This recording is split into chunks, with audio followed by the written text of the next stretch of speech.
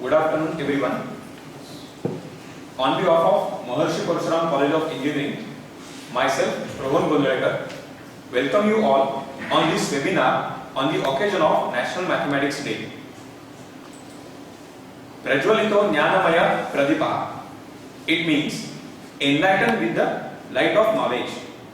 Our trust, Vidya Prasarak Mandal, has been working with this motto since from 1935.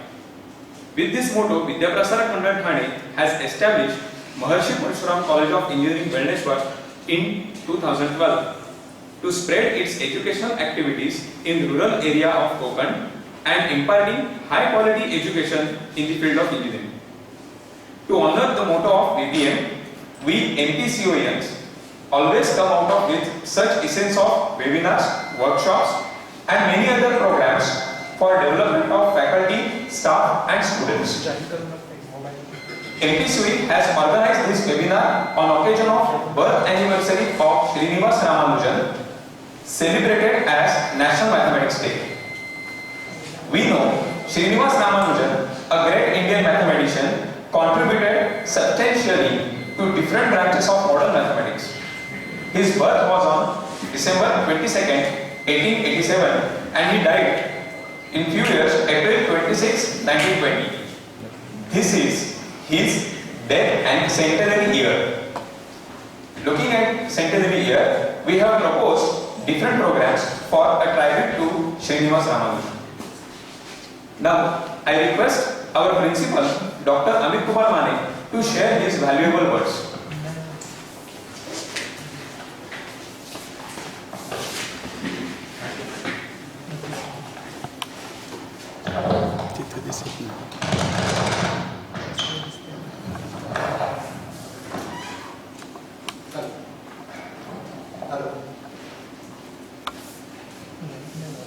Good afternoon.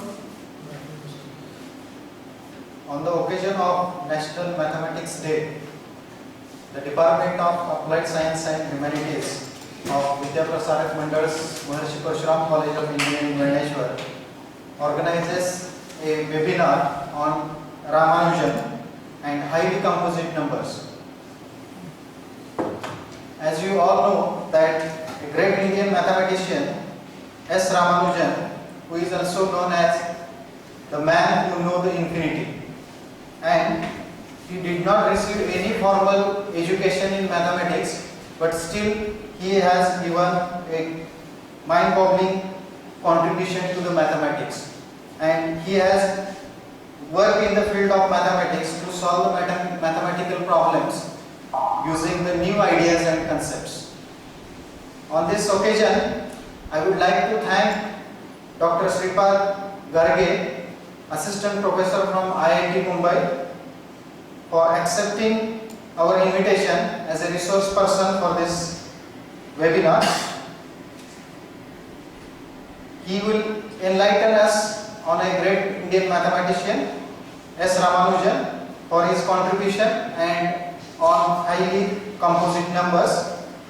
I would like to thank all the participants who have joined to this program online as well as offline. I extend my thanks to the coordinator of this program, Mr. Gondrekar, Mr. Sargar and Mr. Patkar for organizing this workshop. I hope this workshop will be definitely a life-changing experience in your knowledge. With these few words, I would like to thank all the participants and wish all the best for successful event. Thank you very much.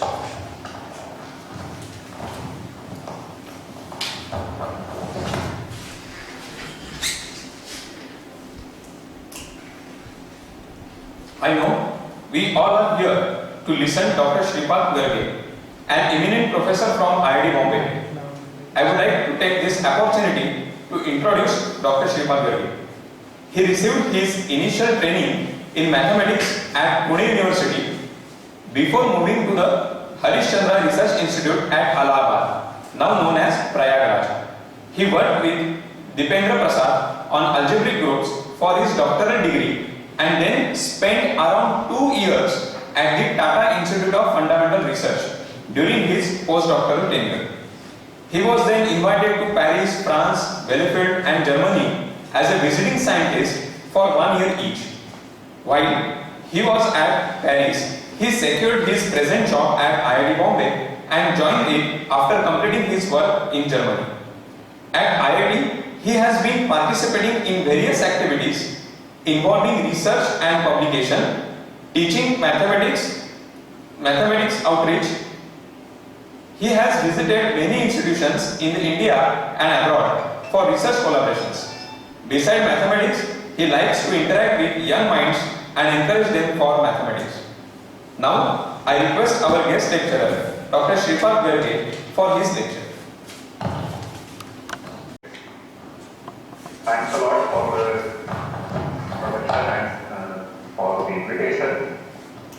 It's a great pleasure to be here and participate in this activity. I always like to talk about mathematics. I guess being a teacher, like every other teacher, it's a pleasure whenever somebody is there to listen to you and you can't really stop talking.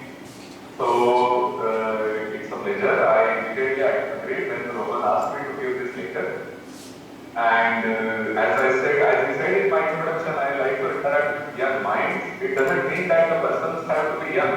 It's just that the minds have to be young. So, anybody who is interested in learning is always welcome to talk and discuss mathematics. Let me start right away. So, I will start sharing the screen.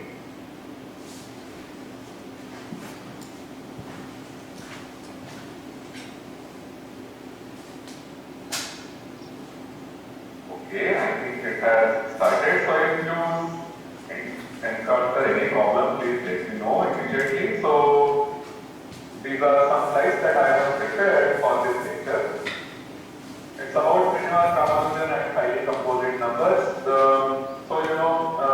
As Rohan told in his introductory talk, that Srinivas Ramanujan was born today a few years back in 1987, and we have started celebrating this day as the National Mathematics Day. So this talk will of course focus on some information about Ramanujan, but I also wanted to tell you something about this thing called highly composite numbers.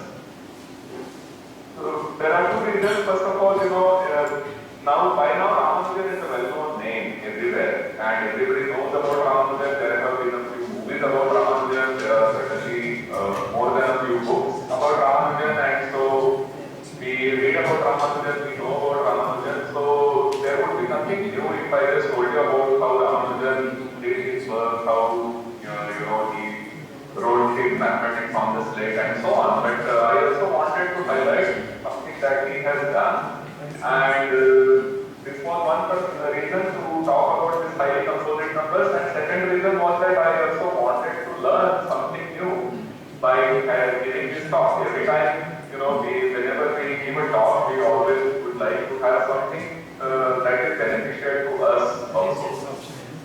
So I had never read about highly composite numbers, so I took this as an opportunity to prepare for this talk and also read and acquaint myself with these things. So let's begin with things about Ramanujan. I think everyone knows about these things, so I will not spend too much time. We all know this picture of Srinivas Ramanujan. He was born on December 22, 1887 at Erode, one small town in Tamil Nadu. To a large extent, he was self-taught, as Dr. Mane, your principal, also pointed this out. He was self-taught, and further he became a universal genius with his fundamental contributions to number theory. So this is something which is perhaps very unique in the history of science, that somebody who never had formal education but did such great work that the noted mathematicians of that contemporary era held him in a very high regard. So he became a universal genius, and his contributions were fundamental. So they were very basic contributions. And what I want to do in this talk is to tell you how this came about, and I will perhaps also end my talk by telling you about Ramanujan's influence on Indian science, meaning of course We don't want to end with Ramanujan as Westerners always say that, whatever Indians have done, what are they doing now? So we should also see how Ramanujan influenced the Indian scientists after his time, and then we should take some good lessons from that and try to do better. So, childhood of Ramanujan, there is this book, I hope you can see the picture here. This is Plain Trigonometry by S.L. Lodi, and this is a book published in 1893. So, this is the book that Ramanujan borrowed from a friend and mastered it completely. The thing to note here is that he was of 12 years old age that time. 12 years age is roughly, it will translate to something of being in 6th standard or 7th standard by our current school curriculum.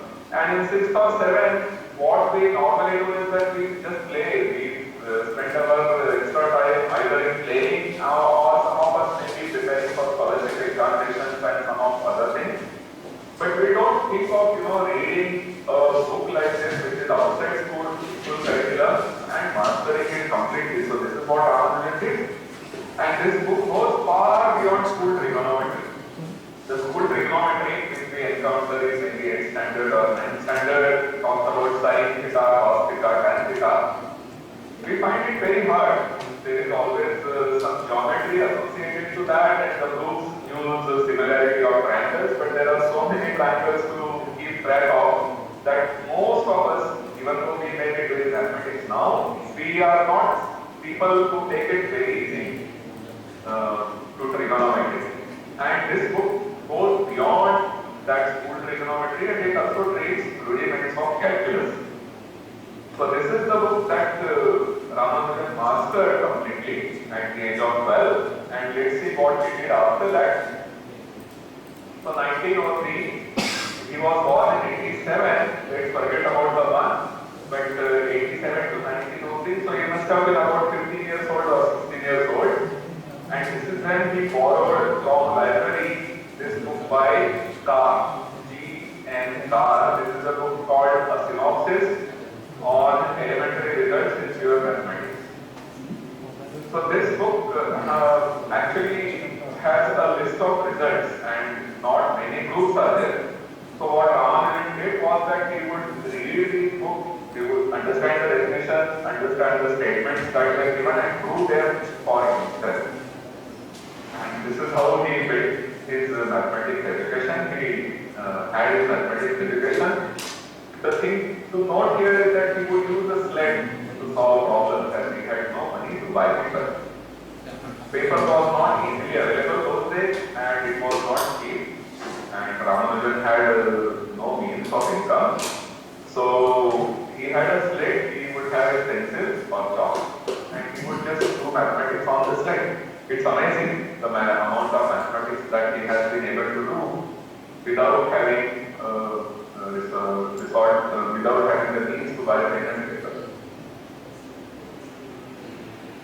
Then comes the era of his college and job.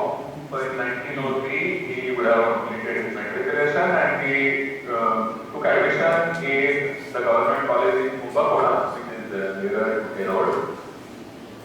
But he failed his exams because he spent far too much time with only mathematics. He was so much interested, so much engrossed in mathematics that he did not care to do other subjects.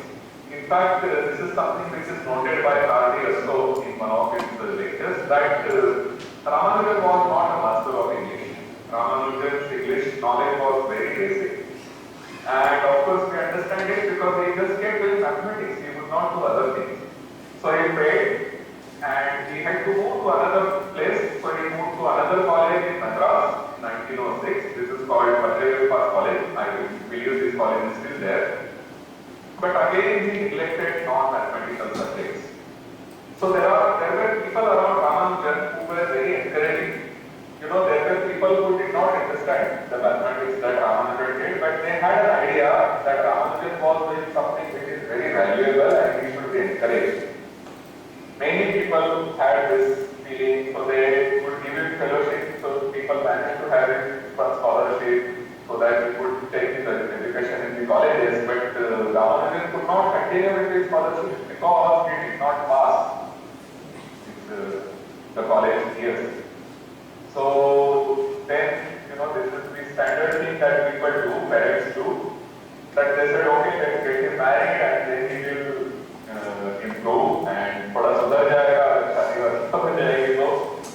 So Ramanujan was married off in 1909. He was but 22 years age to 9-year-old Janki, and then of course he had to accept the job in the Port Trust office at Madras as a clerk. And he could also tutor students privately, week out and existence. So this is what he would do, but he would work in the Port Trust office from morning to evening.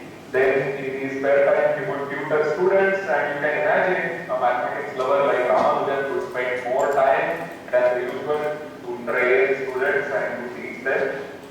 And even after that he still managed to find time to do mathematics and notate his results in what are known as Ramanujan's notebooks. So these notebooks were later found in Cambridge University and they were later published. So they contain many more results than the results that Ramanujan had published before he passed away. And these are treasure trove for mathematicians of the current era. So he still had, we can understand how careful he was for mathematics. If you really like to do something, then you do things properly for that. For instance, if you like to do math, if you like to play cricket, let's take an example. If you are a school boy and you like to play cricket quite a lot, you take batting very seriously, then you are going to take a good care of your bat. Or if you want to be like Dhoni and if you want to be a good wicket keeper, you will take very good care of your gloves.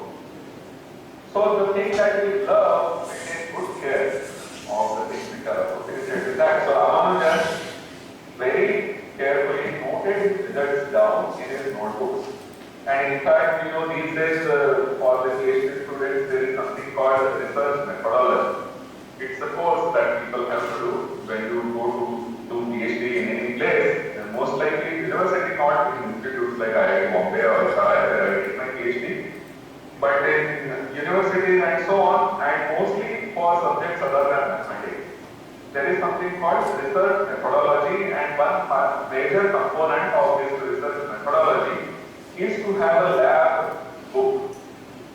So people, for instance, if somebody does chemistry and daily there would be some experiments, and you have to note down the results very carefully in your lab book. And people give examples of Ramanujan and his notebooks to teach their students about how one should do research methodology, how you should note down your results. So these results of Ramanujan in his notebooks, they were written down very carefully. And Ramanujan would also discuss mathematics with some of the Indian mathematicians. So these are two Indian mathematicians in Chennai. The one on the left is R. Ramchandra Rao. He was the district collector of Nellore at that time. And the one on the right is S. Narayan Iyer. He was the manager of the Madras Port Trust. He got Ramanujan a job there as a clerk in the Port Trust, and Ramanujan would frequently discuss with both of these. Ramanujan would tell about his mathematics to these two mathematicians. They had basic knowledge of mathematics or calculus and other things, and they were very encouraging to Ramanujan. In fact, it was Iyer who suggested that Ramanujan should write a letter to Hardy. So Ramanujan wrote some letters, not just to Hardy, but a few more mathematicians in England, in UK. And his letter, meaning what would Ramanujan write? Ramanujan basically wrote a brief paragraph about himself, and then he wrote about his theorems and formulae for 10 pages. So the letter starts with a small paragraph about himself. I think that paragraph is very well known, so I will not go over that again. You can easily find it on Wikipedia or. And after that, there were these theorems and formulae for 10 pages. Meaning, if we have to write an essay for anything that we like, it would be very difficult to write an essay be on 2 pages or 3 pages. And here Ramanujan had a whole list of theorems and formulae which would fill 10 pages of a letter. So Hardy received this letter in due time. I should also tell you that Hardy was the only person who replied back to Ramanujan. The other people did not reply back to Ramanujan. So let's not go into their name. But even Hardy almost decided that he would not reply back. Because when Hardy looked at it, he was not sure whether it was a genius or a crank. Hardy writes about this in one of his books, and he says that he received the letter. The correspondence would come, the mail would come in the morning, and it would be kept on his table. So he would have his morning tea and look at the things that he had received that day. So in it, there was this letter. And since it was thick, 10 pages after all, so he kept it aside, looked at other correspondence, and then, carefully he read the letter. And when he read it, he wasn't sure what to do with that.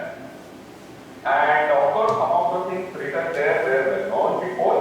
So Ramanujan, because he had not had previous education in mathematics, he did not know that some results that he had listed there were already proved by some other mathematicians from Europe.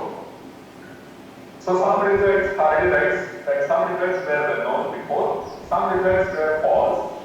It's a compulsory thought for us that even somebody like Ramanujan can make a mistake. So some results were known before, about 10% of results were known before, and then 5% of the results were false. But then there was this whole list of mathematical results which were new. And Ramanujan did not write the proof. And Hardy did not know what to do about it. Meaning, Hardy writes about it saying that he kept the letter away, he went to do about his daily job, he went to his office, did mathematics. In the afternoon, he went to play cricket, a game of lawn tennis, had his usual chai with his friends, typical British people having afternoon tea and so on. But he could not take this letter out of his mind. He kept coming back to the letter. In fact, even when he slept that night, he just kept thinking about the letter. So after losing essentially his sleep over the letter, next morning, Hardy called Littlewood to have a look at the letter again. So there was this Littlewood who was Hardy's PhD student at that time, and then also a colleague in the same place. And Hardy, they both sat down. He went up through the letter very carefully. They spent 3 hours. And after that, they decided that it was a work of a genius. So we should all be thankful to Hardy for having spent that time and for introducing Ramanujan to the world. From Ramanujan's letter to Hardy, of course, this is a printed page, but Ramanujan wrote everything by hand. And we can see the intricate formulae that Ramanujan had. There is a formula for 1 upon pi. That's the power series that we have 2 root 2 upon 9801 summation k from 0 to infinity. 4k factorial into 1103 plus 26390k, whole thing divided by k factorial power 4, 396 power 4k. And then of course you also have this thing called e to the pi root 58 equal to 396 power 4 minus 104.000000177. So these are some of the things that Ramanujan had written to Hardy, and one should note here that these are not just some results which are found in isolation, but they are all a part of a theory, and Ramanujan was studying some of the very interesting things in mathematics, and that's how he came to these formulae. So Hardy wrote about this, saying that a single look at them is enough to show that they could only be written down by a mathematician of highest class. And he says that they must be true because if they were not true, no one would have had the imagination to invent them. So, this is a very wonderful statement. Hardy was a master of English, of course. We noted that Ramanujan did not know English much, But Hardy knew English quite well. In fact, he has written several books, so his mastery over language is very good. But this is a statement which is really nice. He says that, the results written down by Ramanujan had to be true, because if they were not true, who would have thought about them? To give you another example, we all learnt about Ramayana, and the fact that Ram built this Setu to cross the sea and go over to Lanka. And then we can still see the structure there, which is now sadly called Adam's Bridge. But, meaning, if some people say, how do you believe that Ram would have built the bridge there? And the answer for that is that no one would have thought about a bridge. No one had thought about a bridge. In Ramayana itself, if you read the earlier pages, then Ram crosses the Ganga river, Ram crosses some other rivers which are really broad rivers, but there is no mention of a bridge. All you see is that Ram sat in the boat and crossed the river. And then there are these stories of the Kevat who said that, Ram touched a stone and it became a lady, and what would happen to my boat if my boat also becomes a lady, and so on. So these are the stories which tell us that the bridges were not common at that time, and Ram must have built it, because if it was not true, then who would have thought about the bridge? It cannot be a story. It has to be true, because no one had done it before that. So similarly, Ramanujan's things had to be true, because otherwise no one would have had the imagination to invent them.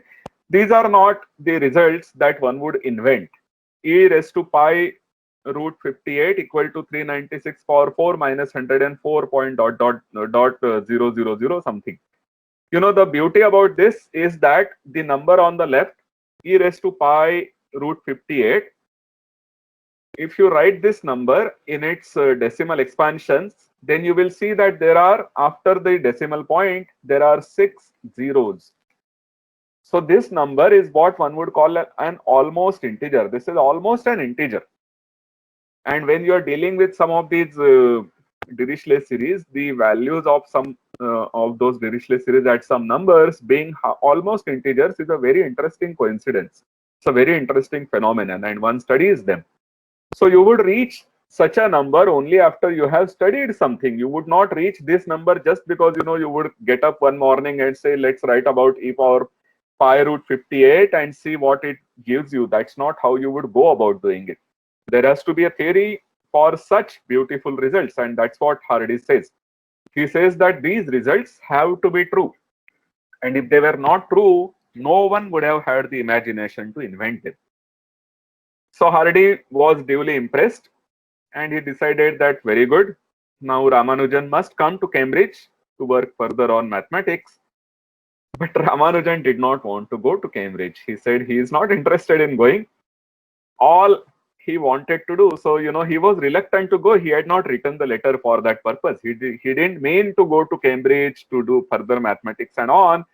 What he really wanted was that a nice job with which he could support his family and spend the rest of his time in mathematics. That's all he wanted.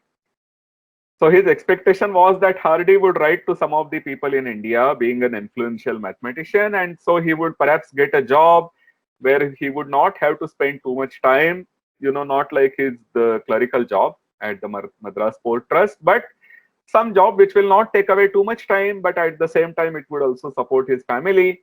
And then he would be happy to spend the rest of his time in mathematics. That's all that he wanted. A very, typical Indian who did not really have high expectations.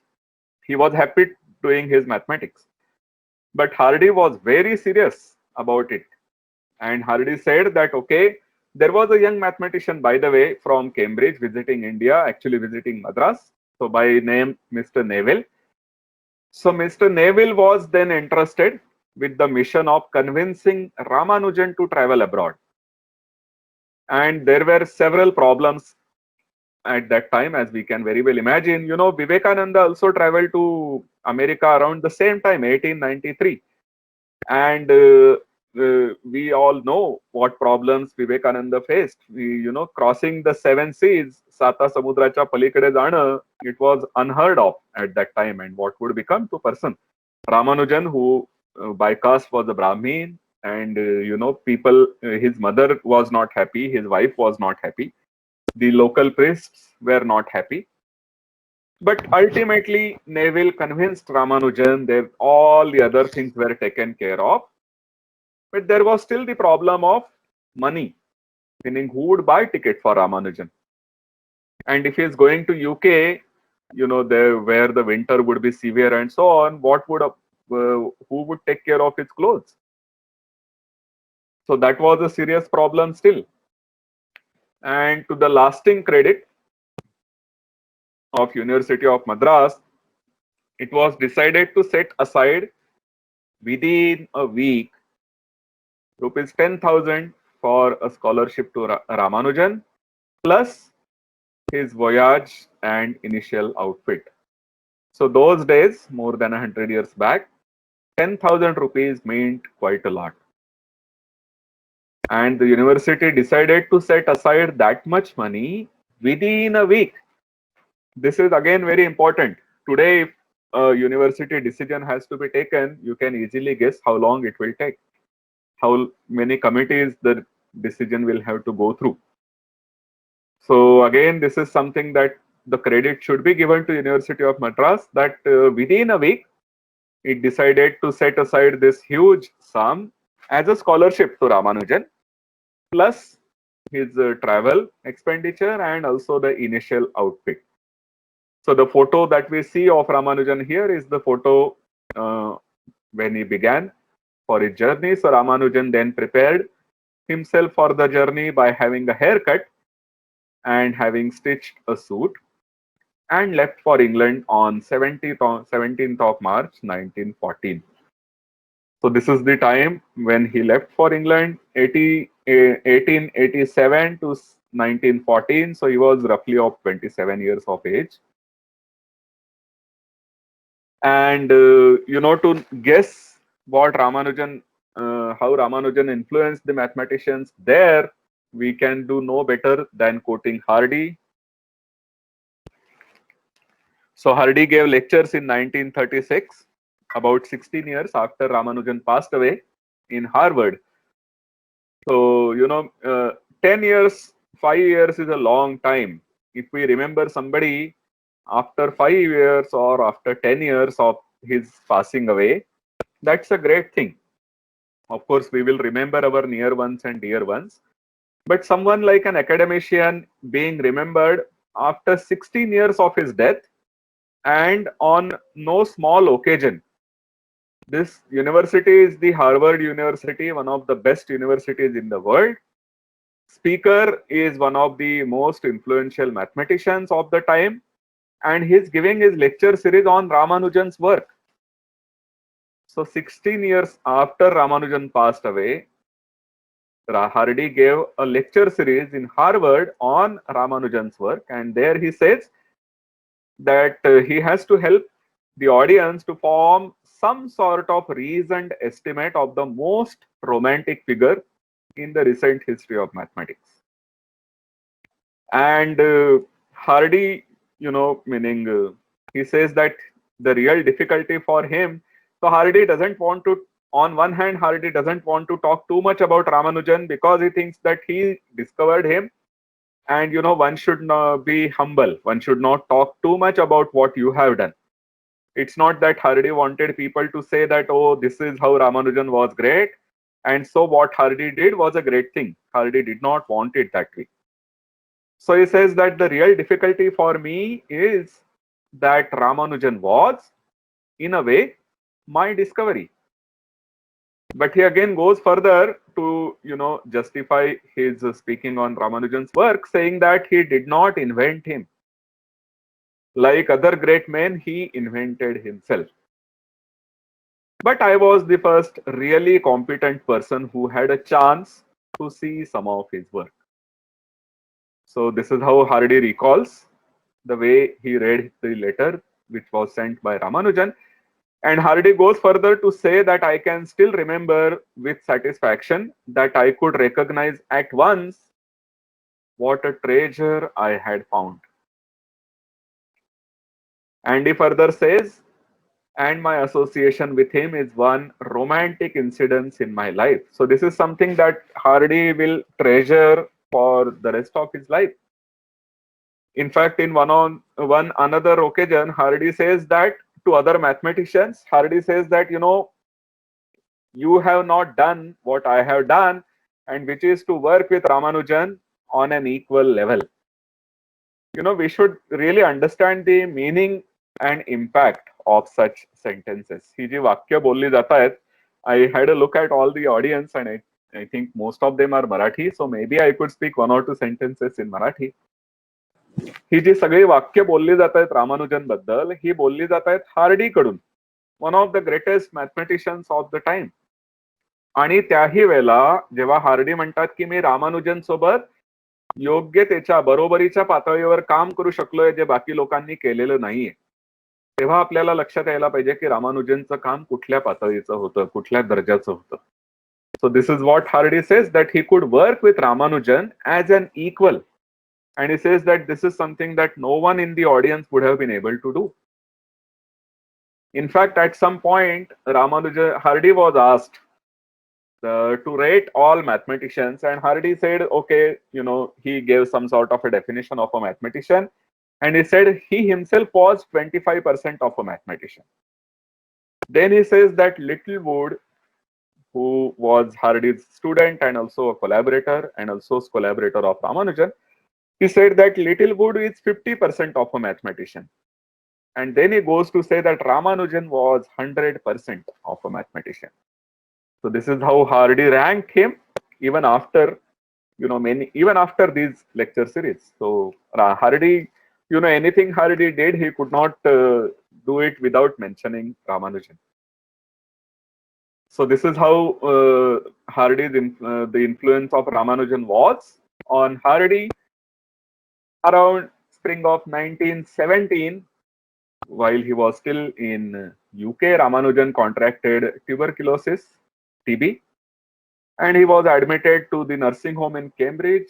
He showed some improvement in the fall of 1918. He was awarded the doctorate at that time.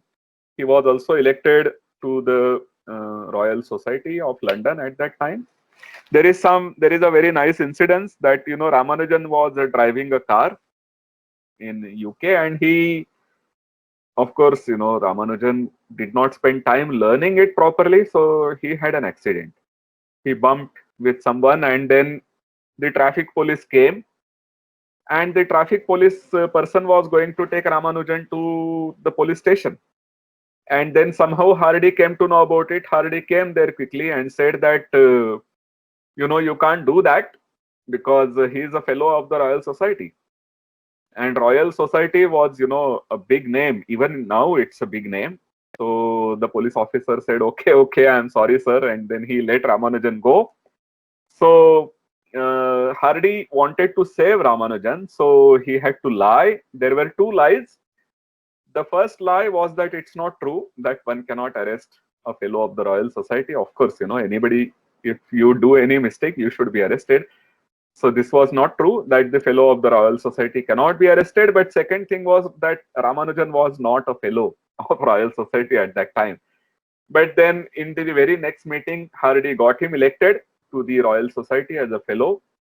And so with these honors, Ramanujan returned to India in 1919, and shortly afterwards, very sadly, he passed away on April 26, 1920.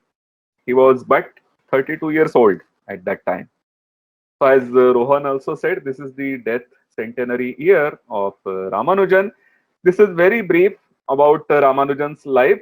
No story of Ramanujan will be complete without mention of this number 1729. So let me tell you the story about how this number came in Ramanujan's life.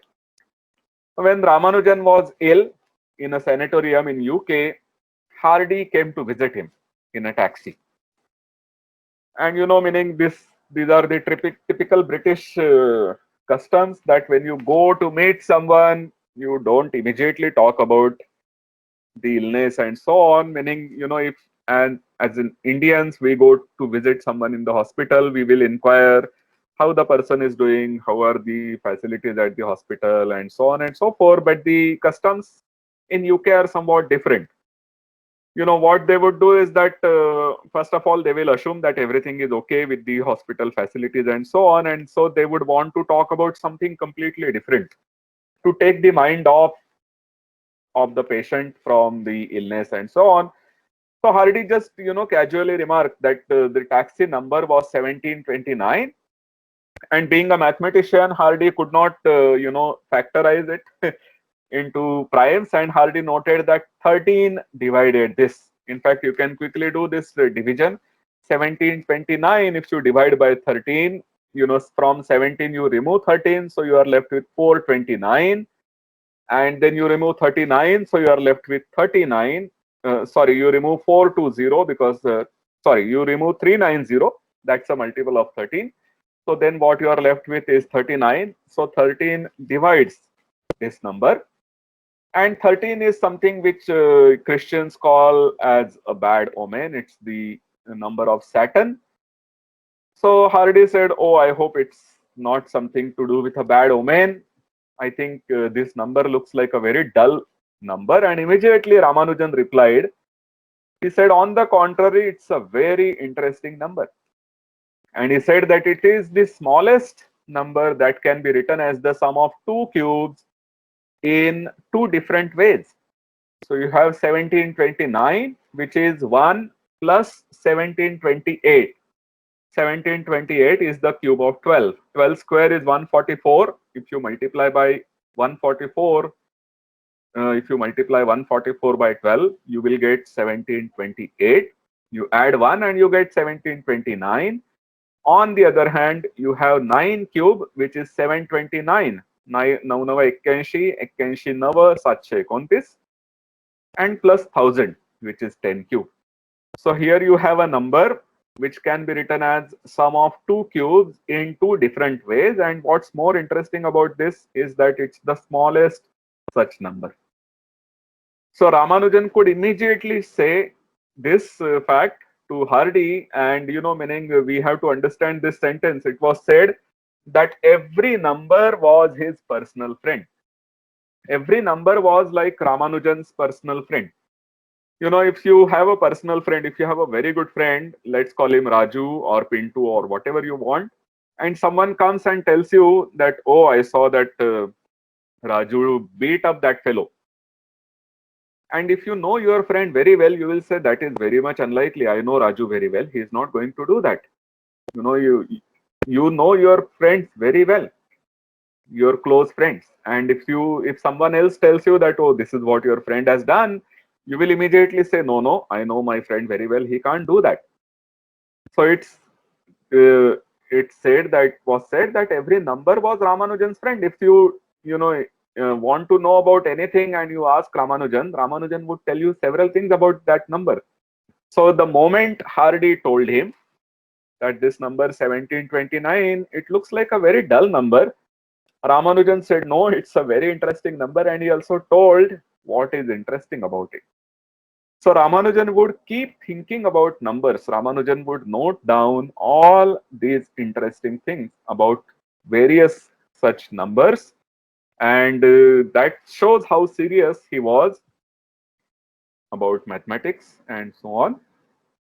Okay, so this was about Ramanujan.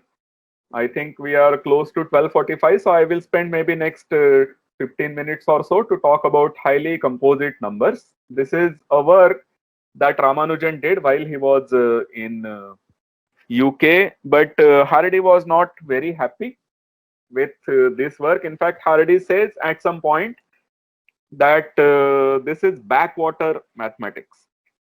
He says that, oh, this is not something that Ramanujan should have done. This he should have spent his time doing something more interesting. But nevertheless, meaning we are of that type when we are young, that we always do something that we are told not to do. Especially if we are told don't do this, then it's more likely that we are going to do it. and Ramanujan anyway liked it. So Ramanujan worked on his highly composite numbers. It was published in 1915 in the Proceedings of the London Mathematical Society. It's a very long paper, about 62 pages long. But Ramanujan did not publish all his results in this paper. So he still had many more results about highly composite numbers, and they were found later in his notebook, which people published later. So now we have everything that is there in those notebooks about highly composite numbers in addition to his published work. So before we talk about highly composite numbers, let me just review basic arithmetic for you. So let me recap some definitions. You know, a mathematics talk is not complete without some definitions and some small proofs. So we are only going to talk about positive integers from now on. Maybe, you know, before I begin with this, let me see if there are any comments. If there are any comments, maybe I should stop sharing. If people have any chats, or is the chat disabled? Can someone tell me? Rohan, can people who are available online, can they write in the comment box? Hello. Hello. Yes, anyone has any question or please raise hand. Yes, Jadhav Divya has raised the hand. Please Okay, unmute okay. and communicate. So, okay, so it's about raising hand. Who would know? How would we know? Okay, all right, Jadhav, Divya, do you want to ask something?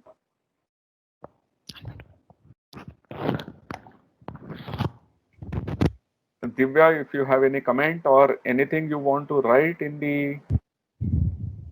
Is the chat available? I'm not so sure. Please go No, ahead. chat is disabled right now. Okay. Yes, Divya, you can unmute your mic and ask the question, please. Meaning now we will begin with some mathematics. So before that, if there are any questions, I'll be happy to take them. Divya, I think you have to unmute yourself to be heard.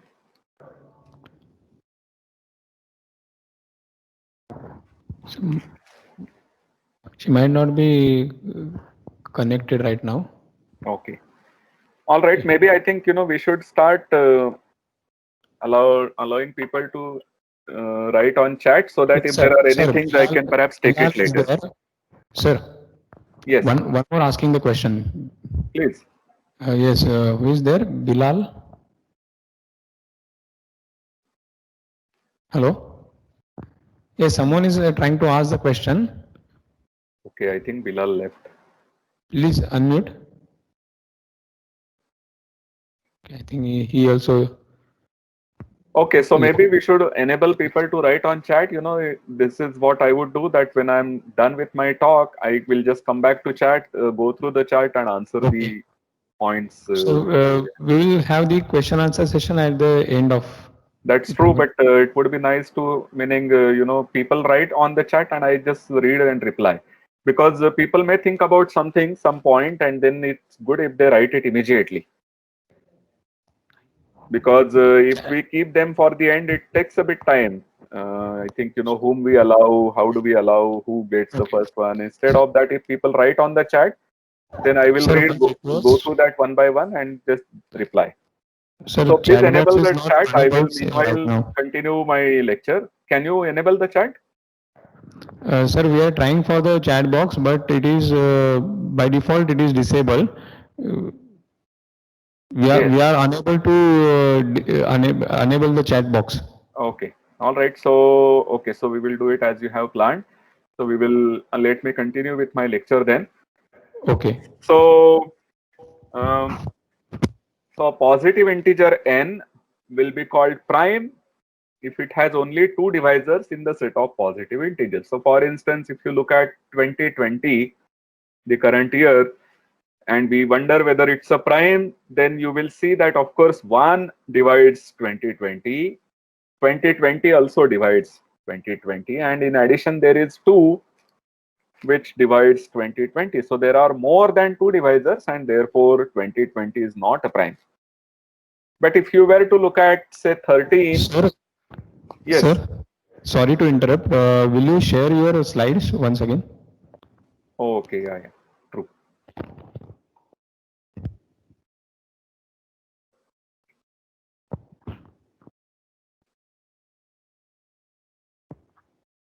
Okay, I think you are now able to see the slides, so I will go back to slides.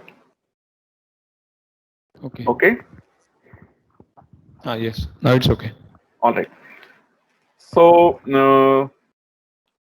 a positive integer n is called prime if it has only two divisors in this set of positive integers. So among, a number will have several divisors. If you are looking at it in the whole set of integers, both positive and negative, or if you look at rational numbers, then of course every number will divide every other number in rational numbers, or in fact real numbers. Any non-zero number divides any other number in both rationals and reals. But if you say that you are going to look for divisors only among the set of positive integers, then we have something substantial. Then we have a good theory, and the numbers like 2, 3, 5, 7, these are the numbers which have divisors only the number 1 and the number itself. So these are the only two divisors which the primes have. So this is how we would define a number to be a prime, that it has no other divisors other than itself and 1. So for instance, these are first few primes, 2, 3, 5, 7. After 2, all the even numbers will not be primes. So 2020 is not a prime because it's an even number and it's not equal to 2. Any even number is divisible by 2, and therefore any even number other than 2 cannot be a prime. So you have to have only odd numbers once you go beyond 2, but 3, 5, 7 and 9 is missing because 9 is an odd number which is also divisible by 3.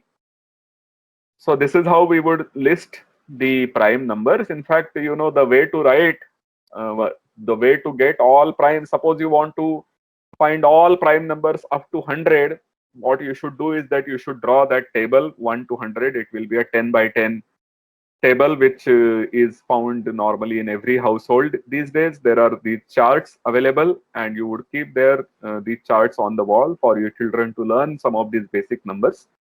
So you imagine such a table where the first row goes from 1 to 10, the next row goes from 11 to 20, and so on. Last one will go from 91 to 100.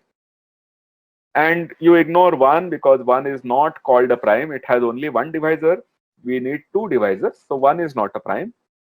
Then 2 is your first prime, and once you have 2, then you cross out all the multiples of 2. So once you have selected 2, you would cross out 4, 6, 8, 10, and then everything in that same block, in the same column. So below 2, you will have 12, 22, 32, 42, and so on up to 92. Those are all crossed out. And similarly, the other columns also, below 4, 6, 8, and 10. Then you see that the next number which is available to you is 3. And once you select 3, you will cross out all the multiples of 3. So you will have selected 3, and therefore you cross out 6, but 6 is already crossed out, being a multiple of 2. So you will cross out 9. 12 is already crossed out, so you will cancel out 15. Therefore, you don't see 15 here between 13 and 17, and so on. Then you have 5 as the next prime, and you will cross out the number 25. That's the number which you will have to cross out, being a multiple of 5. Then 35, 55, and so on. So this is how you would go about crossing out the numbers, and the remaining numbers that you have are the prime numbers. So that's the way you would get these primes. There is also this very important result. It's very basic result. That's why this is called fundamental theorem of arithmetic.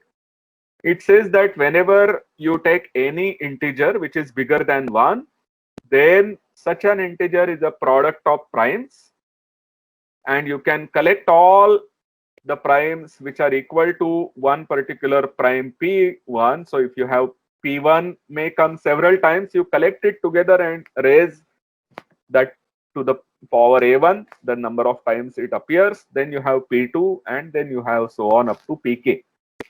And once you write it in these distinct, the Pi being distinct primes and Ai being positive, then there is only one way to write your number in this way. So if you also decide to write it in the increasing order, the Pi to be in the increasing order, then there is only one way to write your number. For instance, if you are looking at 12, you know that 12 can be written as 2 into 2 into 3. So 12 will be 2 square into 3. And there is no other way to write 12 as a product of primes. This is the only way. And so this is something that can be verified easily for 12 or any number that you have. But to have such a result to be true for every integer, it should be proved. And so this is called a theorem. It's a theorem because this statement comes with a proof. And this is the fundamental theorem of arithmetic. This is taught in every basic course on number theory. So we are going to use this decomposition of the number n. Now, one very good thing about having such a decomposition is that you can easily get the total number of divisors that n will have. So if you write your number as p1 power a1, p2 power a2 dot dot dot up to pk power ak, then the number of divisors of n is a1 plus 1 into a2 plus 1 into dot dot dot into ak plus 1. So you take all these exponents a1, a2, ak, add 1. So you will have a1 plus 1, a2 plus 1, so on up to ak plus 1, and you take the product of these k numbers. This is the number of divisors that n will have. It's very easy to prove this statement. First of all, any factor of n should have the same prime factors. So any factor of m, any divisor of n will be of the form p1 power b1, p2 power b2, so on up to pk power bk, where the bi can be 0, 1, 2 or up to all the way up to ai. It cannot be bigger than ai. So if you are looking for divisors of 12, we have noted that 12 is 2 square into 3. The divisors of 12 will be of the form 2 power b into 3 power c, where b can be 0 because it may not have the factor 2. B can be 1 or b can be 2. You will take the highest power of 2, which divides your number, which in the case for 12 is 2. So the powers of 2 in the divisors of 12 can be 0, 1 or 2. So there are 3 possibilities. Similarly, here the powers of P1 in the divisor of n, the power of P1 can go from 0 to A1. So 0, 1, 2, 3, so on up to A1. That gives you A1 plus 1 possibilities. Then for P2, there are 0, 1, 2, all the way up to A2. So there are A2 plus 1 possibilities. And this way, since all the divisors should have P1, P2, Pk as the factors, and you are allowing the exponent to be 0 to account for the fact that the Pi may not even appear, thus you get that the number of all divisors has to be simply the product of a1 plus 1, a2 plus 1 up to ak plus 1. So for 12, the exponents are 2 and 1, 2 square and 3 power 1, and therefore the total number of divisors will be 2 plus 1 into 1 plus 1. And so you are going to get 6 divisors of 12. This is something that you should be able to check by hand. So 1, 2, 3, 4, 6 and 12. These are the only divisors of 12. They are 6 in number. If you want to do it for some higher number, you can look at 60. You know that 60 is 4 into 3 into 5. So 2 square into 3 into 5. And the divisors are 1, 2, 3, 4, 5, 6. All the first 6 integers will divide 60. Then you have 10, and note that you already have 10 into 6 to be 60. So the numbers after that are very easy to find. You have to simply take the next number, which when multiplied to 5 gives you 60. So that is 12. Then you will look at 4, and so you get 15. Then you look at 3, you get 20. You look at 2 to get 30, and finally you have 60. So given any number, you should be careful to get the divisors up to the square root of 60, roughly the number square root. And once you have obtained all the numbers up to there, then the next numbers can be obtained simply by dividing by these numbers to your number. So we note how many there are. So 1, 2, 3, 4, 5, 6. These are 6 numbers. Then 10, 12, 15. These are 3 more, and 20, 30, 60. 3 more. So you have total 12 divisors, and the number is indeed 2 plus 1, 1 plus 1, and 1 plus 1. So 3 into 2, which is 6, into 2, which is 12. So our number 60 has 12 divisors, and we can know that simply by looking at prime factorization of 60.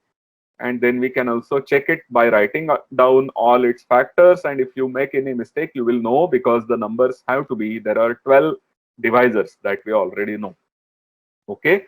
So this is what Ramanujan was looking at some point of time, and he came across some numbers in the study of, what Ramanujan was doing was he was trying to find the number of ways you can write your number as a sum of 2 squares.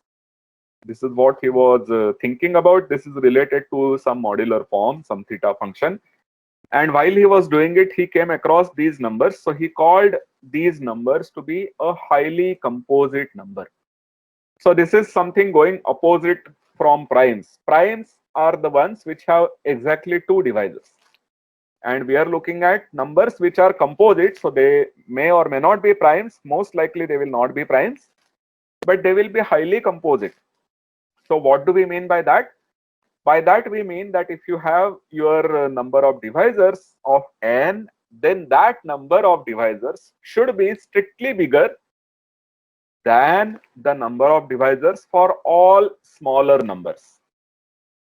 This is what Ramanujan called a number to be a highly composite number. So you start from 1, 2, 3, 4, 5, and so on, and you write down the number of divisors, and the moment you have a particular n such that its number of divisors is bigger than all the previous numbers, then you call the number to be a highly composite number. So mathematically speaking, we call n a highly composite number if dn is strictly bigger than dm for every m less than n. dn is the number of divisors of n. That's the function that we have, d of n, and the value of d of n is the number of divisors of n. So let's write down the table of the divisors. We see here that the numbers 1, 2, 3, 5, 7, 11, these are all primes. So their number of divisors is simply 2 for these primes. Then we have for 4 it is 3, for 6 it is 4, for 8 and 10 also it is 4, and then for 12 it is 6. So if you start looking at starting from 1, let's ignore 1. The next number which will have number of divisors to be bigger than 1 is 2. So 2 is our first highly composite number. So we have written 2 in a slightly different way. The next number is 3, but 3 also has only 2 divisors. And after that we come to 4. Now the number of divisors has increased. So 4 is our next highly composite number, because the number of divisors of 4 is 3. And all the smaller numbers than 4 have only 2 or less divisors. So this is how we go about. Next one is 5. it has only 2 divisors, so we ignore that, and after then we come to 6. So 6 has 4 divisors, and below 6 every other number has 3 or smaller number of divisors. Then we continue, we have the number of divisors to be 2, 4, 3, 4, 2, and then suddenly we have the jump at 12, and now we have our next highly composite number to be 12. So this is how we go about doing the small computation of finding some of the basic highly composite numbers. You know, this is how one should study every subject. Whenever you want to learn something, what you should do, especially in number theory, that you should sit down and take a pen and paper. We are fortunate that we have the means to buy pens and papers. We are not like Ramanujan, who had to work on a slate to do all this. But we should at least be able to write down some of the first few numbers and compute the number of divisors and see for ourselves what the first few highly composite numbers are. So we have that 2, 4, 6 and 12. These are the first 4 highly composite numbers. And you should be able to check this for yourself that the next ones are 24, 36, 48, 60 and 120. These are the next 4 numbers.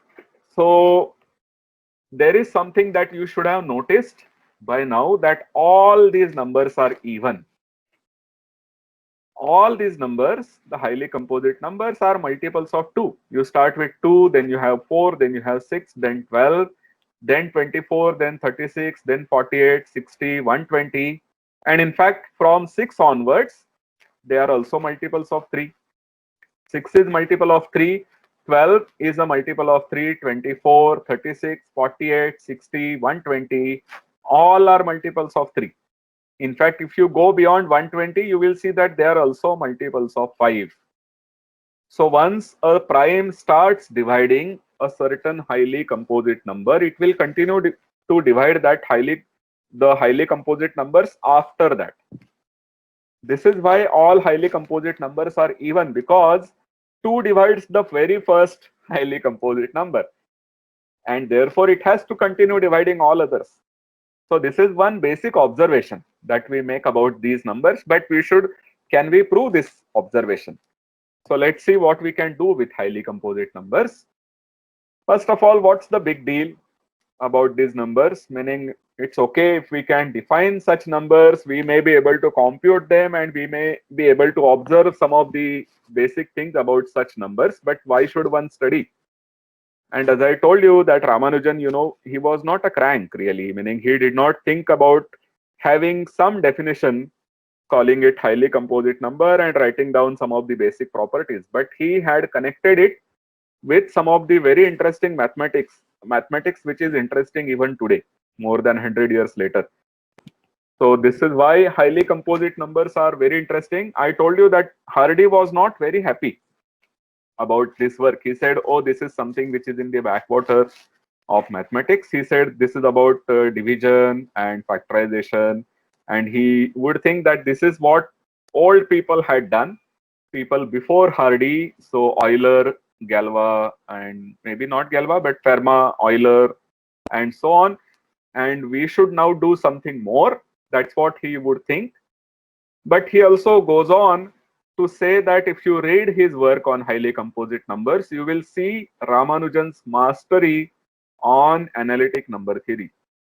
So, if you wanted to find highly composite numbers, if you wanted to know how many of these are there up to some certain number, then that's a question which comes in the realm of analytic number theory, the branch of number theory which uses analysis to prove theorems, complex analysis, Cauchy's formula, Cauchy's contour integration, and so on.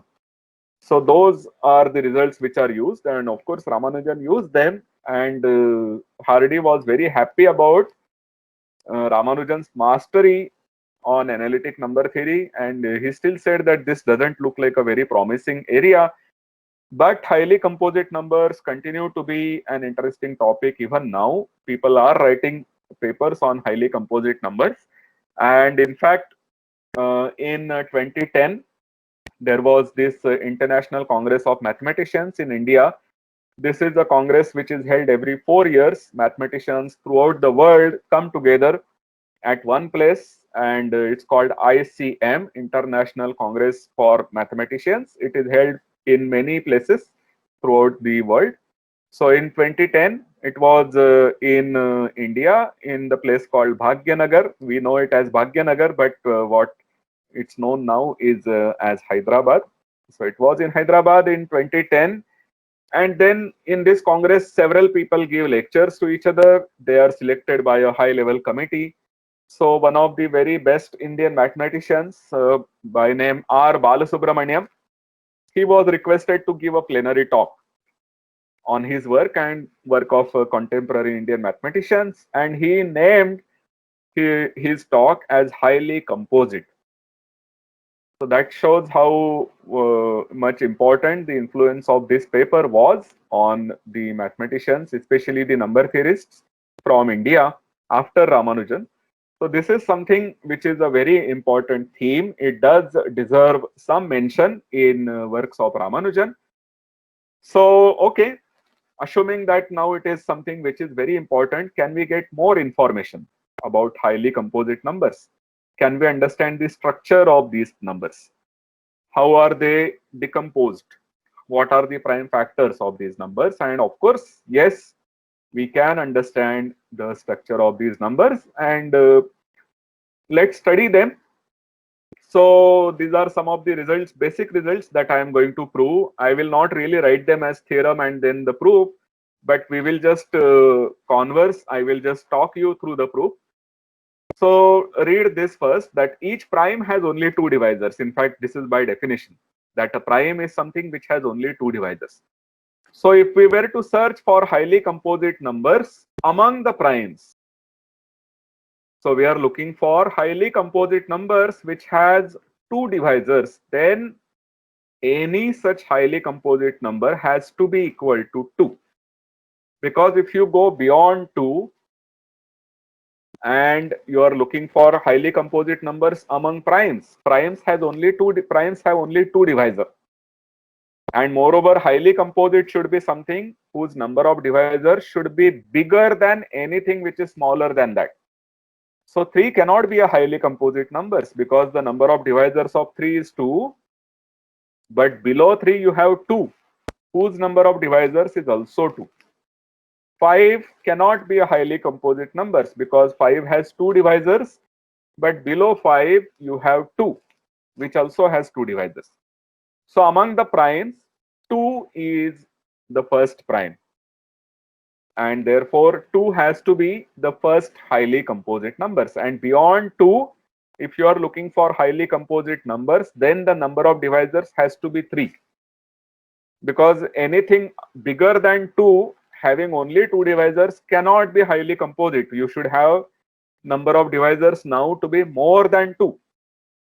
The number of divisors being equal to 2 is now already satisfied at 2. So the next highly composite number should have 3 or more divisors.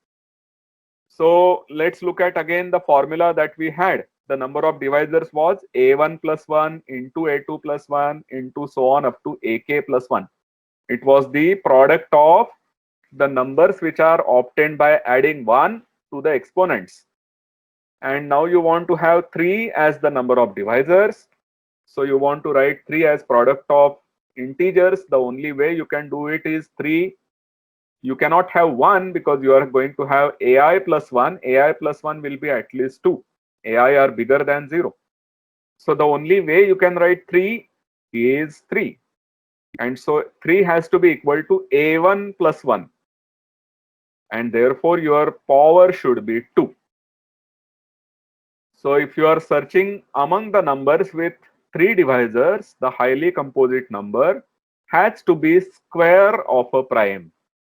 So if you are looking at a prime p and take the square of the prime p, so you are looking at p square, its divisors are 1, p and p square. These are the exactly 3 divisors that p square has. But you should again look for highly composite to be the smallest such numbers. So the smallest prime square is square of 2. Therefore, among the numbers which have 3 divisors, the highly composite number has to be 4. You cannot have anything bigger than 4 to have 3 divisors and be highly composite. So then after that we go to numbers with 4 divisors, and you may be tempted to think of here, to have 2 divisors we looked at 2 power 1. For 3 divisors we looked at 2 square, and you may be tempted to think of 2 cube, 8, which will have 1, 2, 4 and 8. These are the 4 divisors. But below 8 you also have 6, which has 4 divisors. This is because if we go to our formula, you see here, you will write 4 as product of these numbers. So you can write 4 as a1 plus 1 alone, and there are no a2, ak. But you can also write 4 as a1 plus 1 into a2 plus 1. You can write it as 2 into 2. So your a1 can be 1 and a2 can be 1. So you can have it as 2 into 3. And thus you get 6 as your next highly composite number. After 4, we get 6 to be the next highly composite numbers.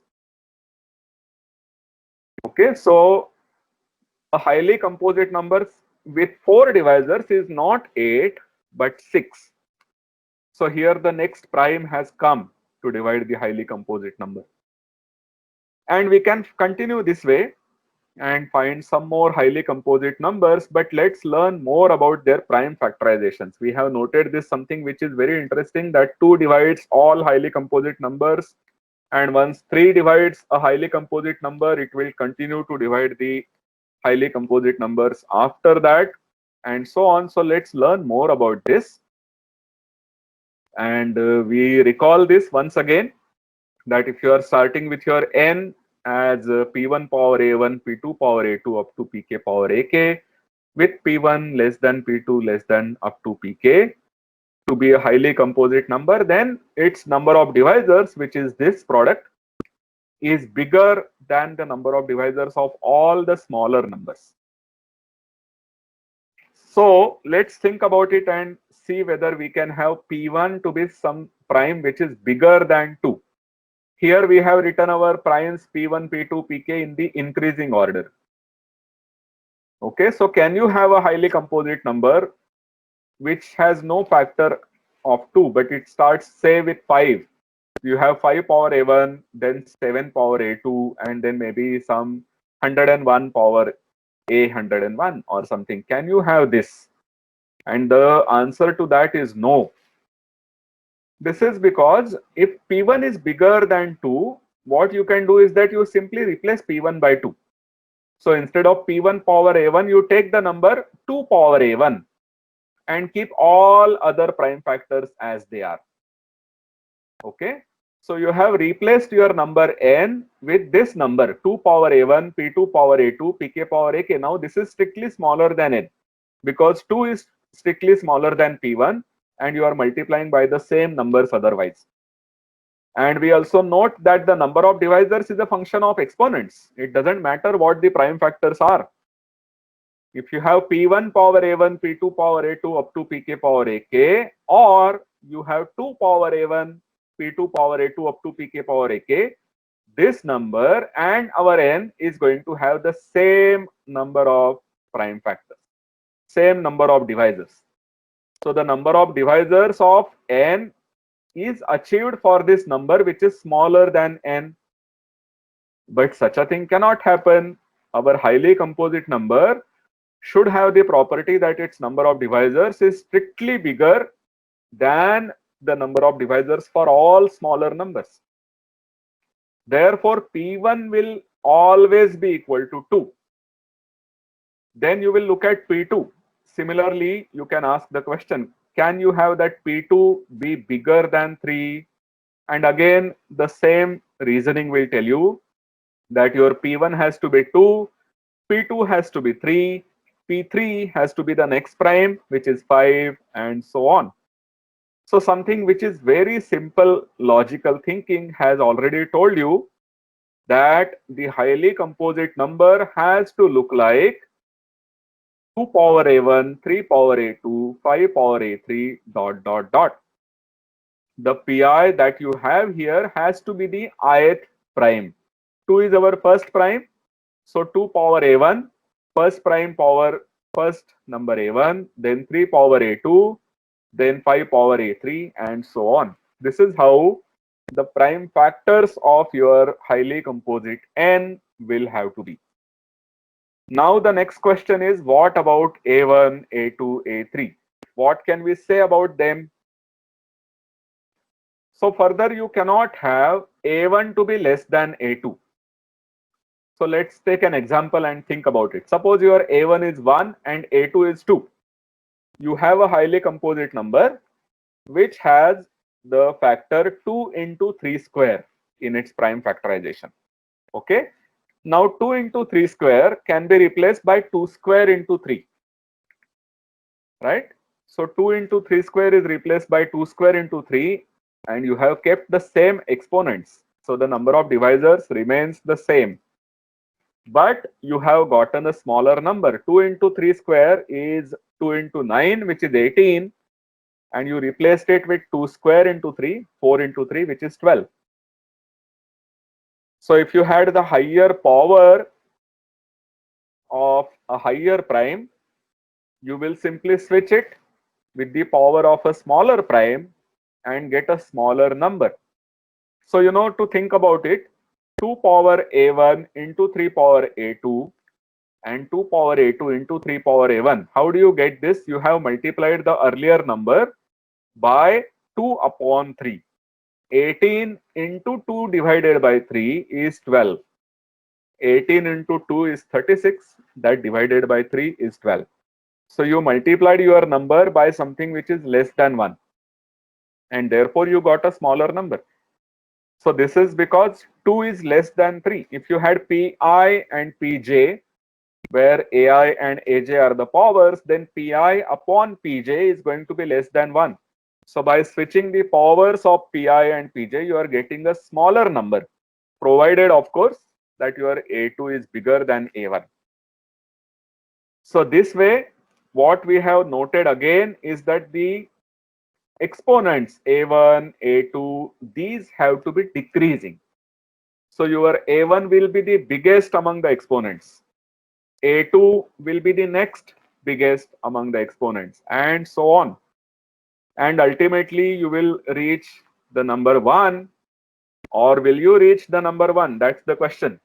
Where do you stop at this? So before we do the next results, let me recall one small fact for you, and after that I will not prove the results after this, but will only state them. So this is one very important statement. If you go after this lecture and if you're not able to remember anything else but this result, I will be happy with your participation in the lecture. This is called Bertrand's postulate. This is called postulate because Bertrand postulated it. He stated it as a possible result in 1845, and immediately in 7 years it was proved by the Russian mathematician Chebyshev. So it still has Bertrand's name associated to it, but it's a very interesting result. It says that if you take any integer n bigger than 1, then there is always a prime p which is sandwiched between n and 2n. So if you take n to be 10, for instance, then 2n is 20, and there is at least one prime between 10 and 20. If you take n to be 5, 2n will be 10, and there is one prime between 5 and 10. And in fact, there are improvements on this. If you take n to be slightly bigger, if you say that, okay, my n is bigger than 10, then you can make this range even smaller. In fact, I think there is a result which says that if your n is bigger than 3, then your prime will be, you don't have to go all the way up to 2n, you have to go only up to 2n minus 2. So there are some such results also which are there, and this result that I stated just now, the improvement, can be easily proved but there are many important results which require a slightly detailed proof. So this is the theorem that we are going to use in the proof of the next results, which I will not prove but only mention, and will leave the proof as an exercise. It's good to leave some exercises for you all. So remember this result, Bertrand's postulate, and let me state the properties that we have. So suppose you have n to be p1 power a1, p2 power a2, so on up to pk power ak. This is a highly composite number. Then the following results hold: that pi is the ith prime. This is something that we have already proved. We also proved this, that a1 is bigger equal a2 dot dot dot bigger equal ak. Next is very interesting. It says that your a1 has to be less than or equal to 2 times c minus 1, where c is obtained in this way. Where c is obtained in the following way, that you take the k plus 1th prime. You have your pk here, which is the kth prime. You go one step ahead and take the next prime. You take its log to the base 2 and then take the ceiling function. So what you are doing is essentially that you are taking the power of 2, which goes just beyond pk plus 1. Suppose your next prime is 13, and then you will take your power of 2, which is just above 13, that is going to be 16. You will not consider 32 because below 32 there is a power of 2, which is still bigger than 13, and that is 16. So 16 is your next power of 2 beyond 13, and then you take the log of that number. So c is going to be 4. 16 is 2 power 4. Here you will have 4 minus 1, which is 3, and 2 into 3 is 6. Okay, so your pk plus 1 was 13, and therefore pk is 11. If you are taking the numbers which have prime factors 2, 3, 5, 7, 11, then the power of 2 cannot be more than or equal to 6.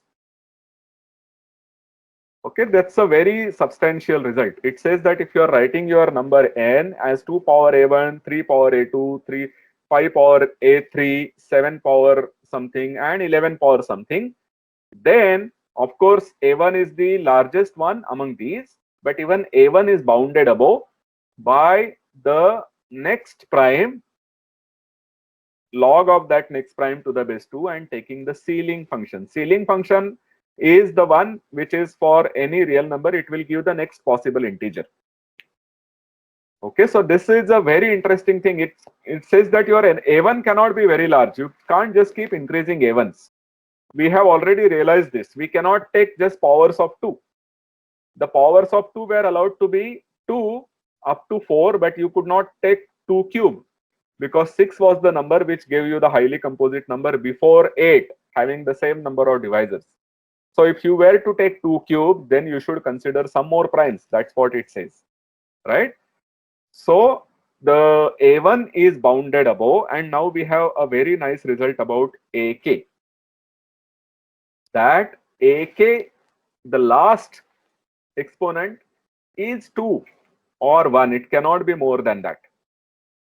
And finally, if you are taking more than 2 prime factors, so if you have 3 factors or more factors, then you have a bound also on the last but one exponent, which is ak minus 1. That will be less than or equal to 2, and actually the last component has to be 1.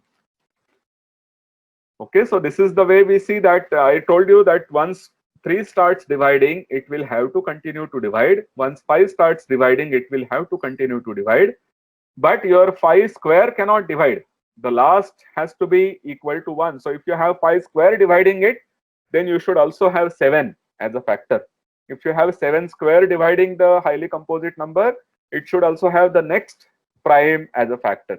So this restricts your set of highly composites number quite a lot. These are some of the very interesting properties which can be proved very easily using the Bertrand's postulate that I have stated. And if you are not able to prove this, and if you want to see the proof somewhere, then you should Google for this phrase, a fresh look at highly composite numbers. This is one 2-page article written by a mathematician in the journal American Mathematical Monthly, and you should have, it's not difficult to find this paper available online. So please go and check this paper out if you are curious about this. I will just end my lecture by talking for 5 minutes about the influence Ramanujan had on mathematicians and in general scientists after him.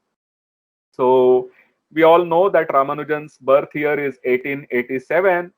In 1987, there was birth centenary of Ramanujan, and S. Chandrasekhar, one of our Nobel laureates, he spoke in that birth centenary program, and he said, "Let me now turn to the role of Ramanujan in the development of science in India during the early years of this century." You know, you would think that Ramanujan had such a short life, only for 32 years, and most of his short life was spent in obscurity until 1914. In 1914, he went to Cambridge, worked with Hardy, achieved all his honors, returned, and then passed away in 1920. So, what would Ramanujan have done for development of science in India? But his achievements were very influential, and S. Chandrasekhar writes about that, saying that, you know, the best way S. Chandrasekhar, he was known as Chandra, the best way Chandra can talk about it is to give his own example.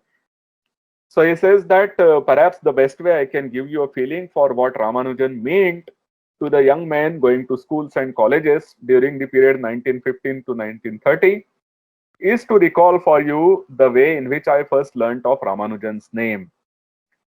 So Chandra, when he was a school-going boy, he learnt about Ramanujan, and Ramanujan had returned that time from abroad.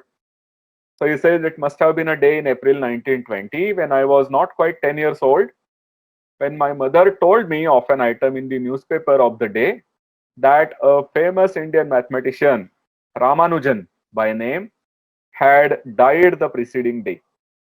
And she told me further that Ramanujan had gone to England some years earlier, had collaborated with some famous English mathematicians, and that he had returned only very recently and was well known internationally for what he had achieved.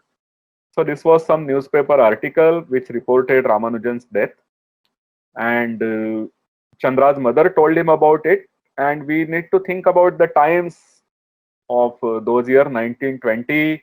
You know, Gandhiji was not quite in the popular scene of the Indian independence. Lokmanya Tilak was there, but you know, the fight for our independence was still going.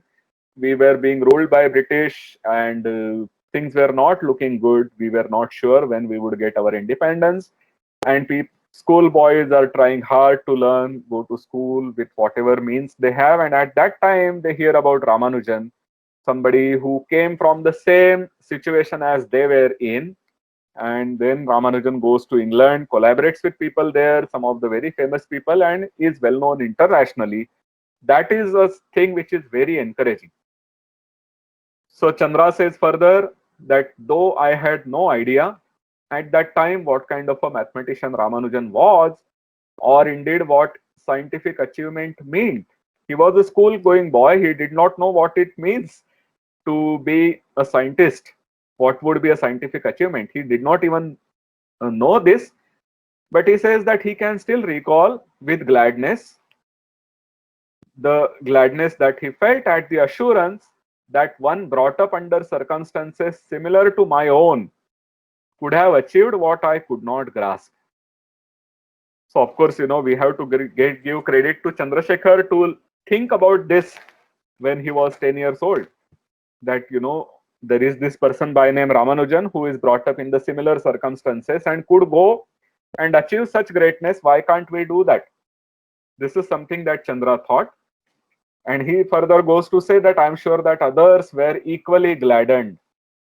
I hope that it is not hard for you to imagine what the example of Ramanujan could have provided for young men and women of those times, beginning to look at the world with increasingly different perceptions. So the way these young men and women started to look at the world, that changed by Ramanujan. So there was this everlasting influence of Ramanujan, and the fact that Ramanujan's early years were spent in a scientifically sterile atmosphere. Sterile is something which does not grow anything. A sterile land is a piece of land which we call banjar in Hindi. ओसाड पडलेली जर जमीन असेल जिथे काही उगवत नाही तर that is called a sterile land. So Ramanujan's early years were spent in a scientifically sterile atmosphere. Imagine that he is at home, his old mother is not, she doesn't know anything about what Ramanujan is doing, but she still allows Ramanujan to do what he likes to do. And the small town of Erode, where there is no one who understands it. Luckily in Madras, there are some people who think that Ramanujan is doing good work, but still they don't understand what Ramanujan is doing. So there was an atmosphere like this around Ramanujan. Further, his life in India was not without hardships, and that under circumstance that appeared to most Indians as nothing short of miraculous, he had gone to Cambridge supported by eminent mathematicians and had returned to India with every assurance that he would be considered in time as one of the most original mathematicians of the century. These facts were enough, more than enough, for aspiring young Indian students to break their bonds of intellectual confinement and perhaps soar the way that Ramanujan had. So such was the influence of Ramanujan on Indians of that time. One can easily guess how much influential the success story of Ramanujan would have been. And of course, the success story for Indian mathematicians does not end there. There are many more names to reckon in Indian mathematical scene that the world has sat down and taken note of these mathematicians. I think we can all credit to Ramanujan for achieving this success, not only for himself, but also for Indians in general. And I hope that this story does not even end at this point and then we go on to do something more interesting. Thank you very much.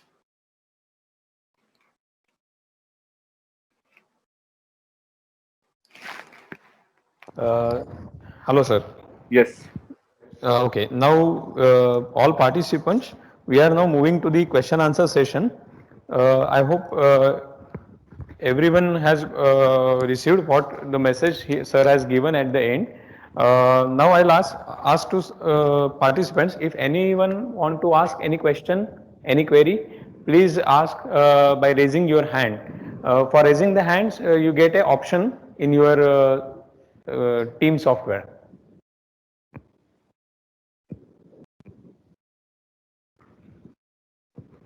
Any question from the participants?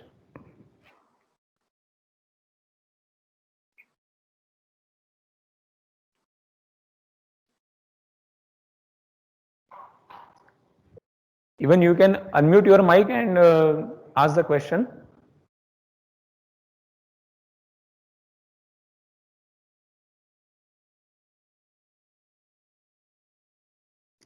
Anyone from the participant wants to ask a question?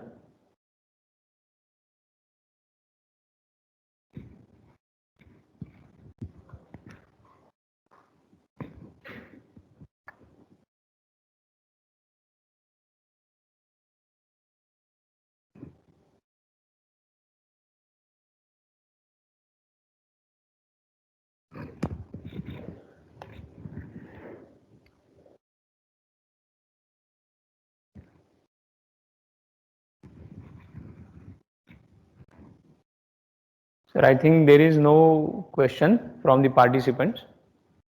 Wonderful. Okay. Okay, just still, I still will wait for a few minutes. Sure. But before that, I like to make one small announcement. The feedback form is ready and it will be emailed in a short period.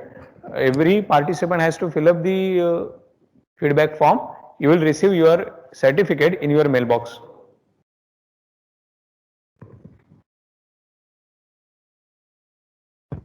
If anyone has not received the mail, you can call either me or Mr. Patkar or Mr. Sargar, and the mail will be forwarded to your email.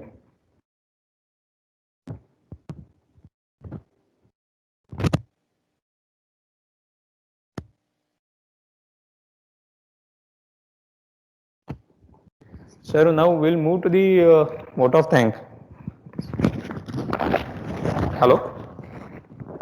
I request Arun Sargar to present the vote of thanks.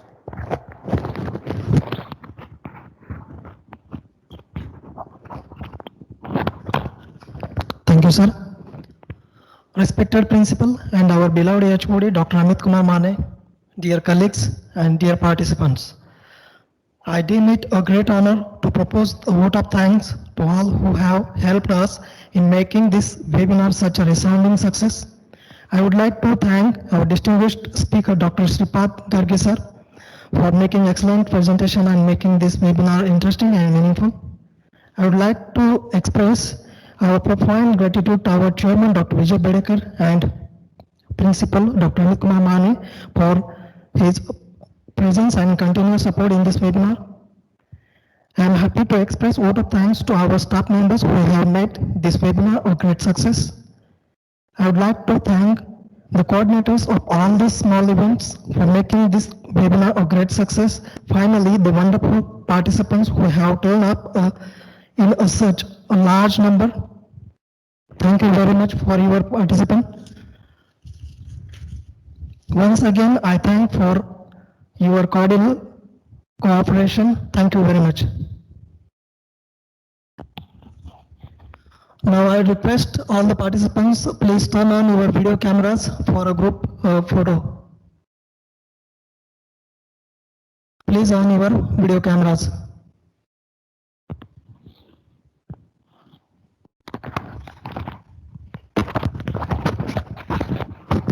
I request participants, please on your camera.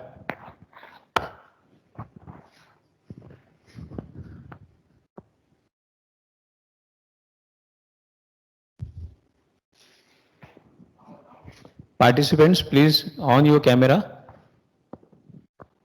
The Gaurav Katare, Gauri Kangutkar, then Jadhav Divya, please on your camera. Miss Asma Tambe. We'll have the group photo. It will take a minute or two. Please on your camera.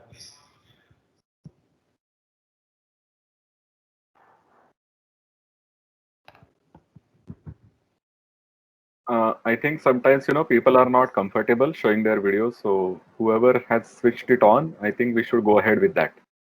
Okay, okay.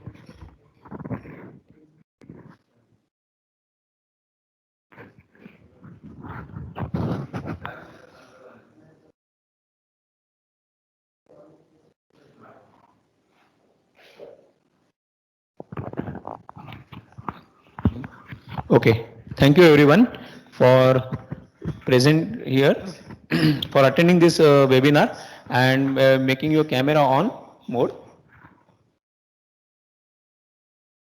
Thank you everyone. That's good. Okay, thank you sir. Thank you very much. Okay. Sure, you are welcome. Garge sir, once again I would like to say thank you. Okay. You are welcome. Thank you, sir.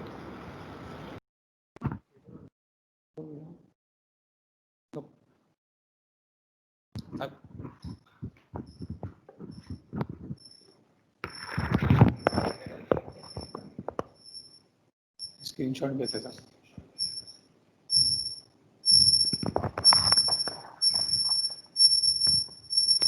Thank you. All the participants are requested to fill the form.